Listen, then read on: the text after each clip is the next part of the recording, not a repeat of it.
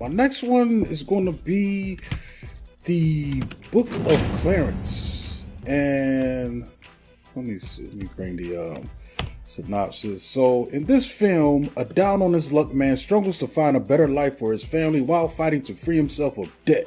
Captivated by the power and glory of the rising Messiah, he risks everything to carve his own path to a divine life, ultimately discovering that the redemptive power of belief may be his only way out.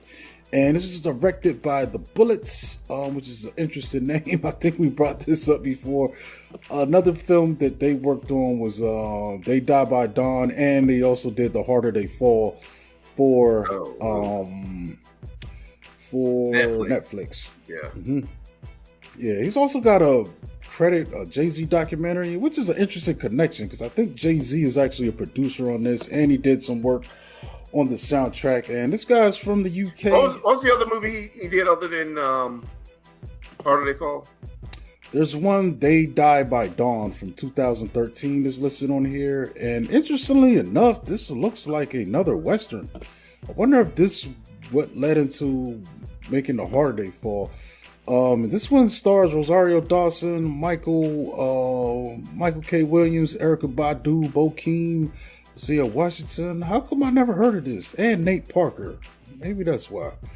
I don't know. I think this was before that, thing came out with because that movie came out. I think that was like 15 or 16 when the movie about Nat Turner.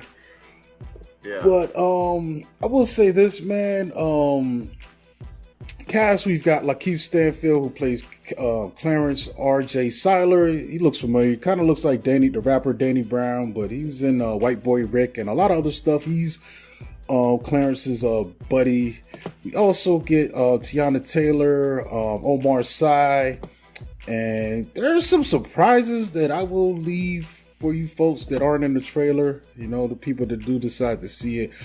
But the non-surprising people, Nicholas Pinnock, he was great in here. Anna Diop, Michael Ward, David Oyelowo, Eric Kofi Brefa, Alfred Woodard. There's so many people in this thing, man. You watch this movie, you're like, oh my God, it's him, it's him, it's him. Thousands. Yeah, Caleb McLaughlin, Omar Sy, he's great. I probably already said him. But yeah, man, so Clarence basically is a guy that can't get right. He's trying to find his way. He's in debt to a guy in the community who's kind of like the local gangster, loan shark kind of guy. And basically he's got, I believe, maybe, I forgot what the guy said, like a month to pay his debt off, or he's gonna have Clarence killed. So Clarence comes up with this scheme to impersonate the Messiah, because at this time there's a guy running around, calls himself Jesus of Nazareth, and he's doing miracles and stuff, and he's growing his buzz is growing in the community. So Clarence thinks it's a good idea to impersonate him, and he could also use that as a way to pick up donations from the community and pay off his debt. And it starts working, man. Him and his buddy, they start staging fake miracles and stuff, and he starts growing in popularity. He's getting money, and but then the Romans show up, and the Romans actually believe, that he is a Messiah. He's this guy that they're looking for. And like I said, meanwhile, there's a whole nother Jesus running around, and you realize there's also more than that Jesus running around. If you study any kind of theology, one of the thoughts, or one of the theories is that Jesus was not the only Messiah that the Lord sent. Some people believe that. And this movie plays on that a little bit. And there's some other ideas in it.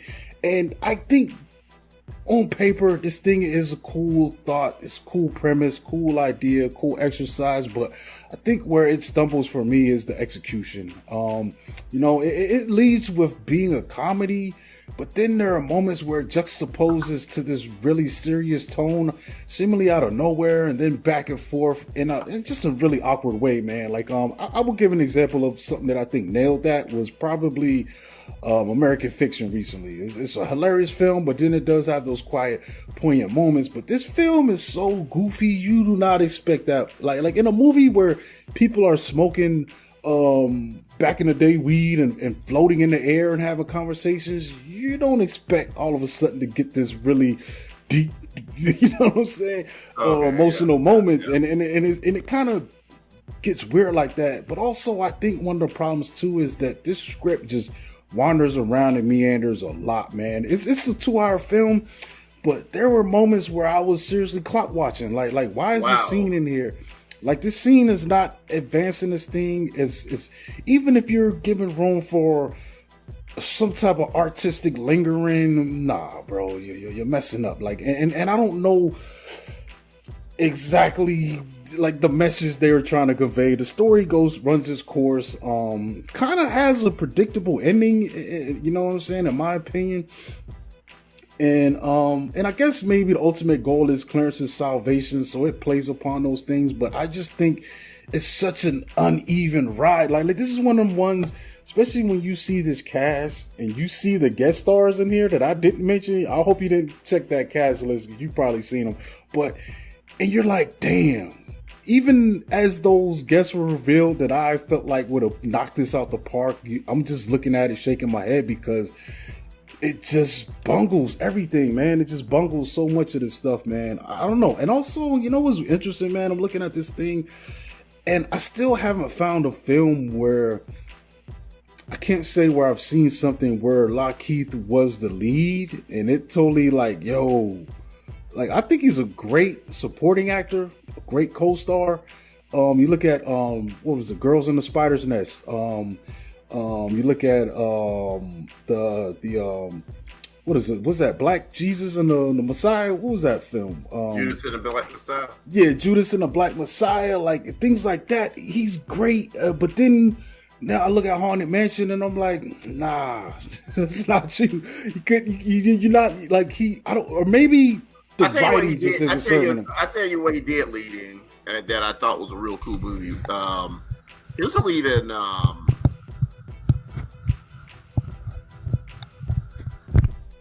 Sorry to bother you. Yeah, okay, all right, I'll give you that. I'll give you that. But, sorry to bother you, and I thought that was so. Yeah, so I don't know if he was maybe miscasting this. You know, maybe that's more of it. Like you know what I'm saying? Especially, but I'll tell you one thing about this director. I hadn't seen his first film, but The Harder They Fall had a lot of characters that was supposed to be historic characters, but they didn't really have to name those characters. And that bothered me though about that film. They should have just completely made up all the characters instead of them trying to, I didn't like that film, dude. Yeah, but I didn't like. I didn't like it either. But if you're dealing with historical characters and there's a 100% fiction film, it's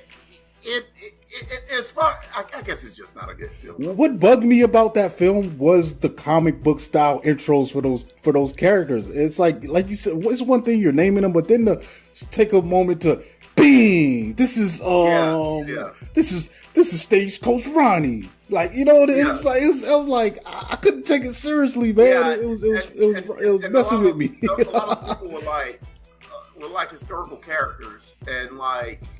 It just didn't. Man, it felt so off base. You put them in a fictional situation, and it was just a mess. Yeah. It felt like a comic book, not a good comic book. I'll tell you another film that Lakeith Stanfield was in, and I just thought about it. He was the lead. The Photograph. He had a co-star though. Yeah, but he was but that wasn't his movie. He was great as with a co-star though. Like you know, like I can't say that film was totally his because it was him and what was the other woman? The woman. Yeah, he's a great one.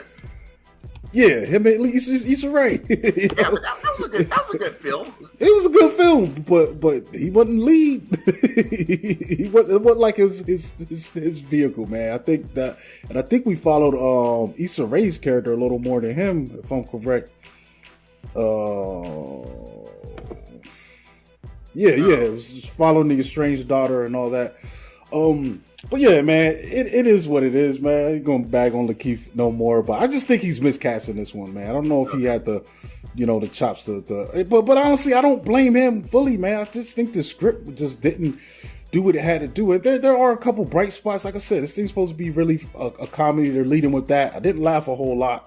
When I did laugh, I did laugh. But I think it fails in the what the philosophy points that it was going for too, man. It just was just kind of boring to me. I think a lot of people are liking it when I'm looking at the reviews. They're not like terrible, but it just didn't work for me, man. I saw people that did have similar thoughts for me, but a lot of people are liking it. So I would say see this one, because I don't know how it's going to hit you, man. But I could just I'll tell be you honest how with you. I didn't like the trailer, and I wasn't in a real big rush to go and see it.